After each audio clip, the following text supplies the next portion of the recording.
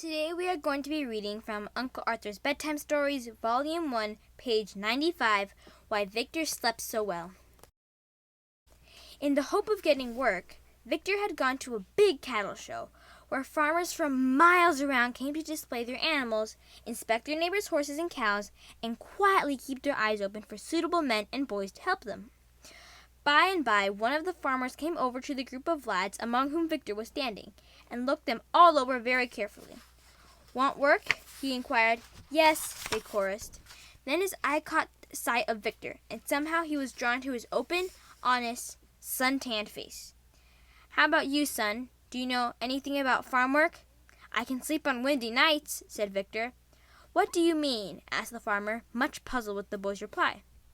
"I can sleep on windy nights," replied Victor calmly. "The boy's strange," muttered the farmer, walking away. But Victor's strange words kept ringing in his ear. "I can sleep on windy nights," the farmer muttered to himself. "What on earth does the lad mean?" A little later he came back to the same group. Victor was still there, good-looking and honest-looking as ever. The farmer decided to try again. Once more he asked Victor to tell him what he knew about farming, but again he received the same reply that he was given before. "I can sleep on windy nights." "Well," said the farmer in exasperation, you had better come along anyway, and we'll see what you can do." So Victor accepted the job and went off to live on the farm. His work was good, and the farmer was pleased with him.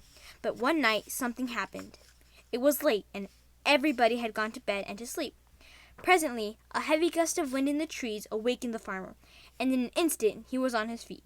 He sensed immediately that a storm was coming, and his first thought was for his cattle, his haystacks, and his barns. Rushing into Victor's bedroom, he found the boy asleep. Wake up! He cried. But Victor slept on. "Wake up, I tell you!" he shouted, becoming more angry every minute. "Can't you hear the wind?" Victor slumbered. "I'll fire him in the morning for this. I will," stormed the farmer as he hurried out of the room and down into the farmyard. But here another surprise awaited him. No doors were banging in the boisterous wind. All were tightly closed and barred. He opened one and peered into the cow barn. Every animal was in its place. What about the haystacks, he wondered? They must be blown to pieces by now. But they were not.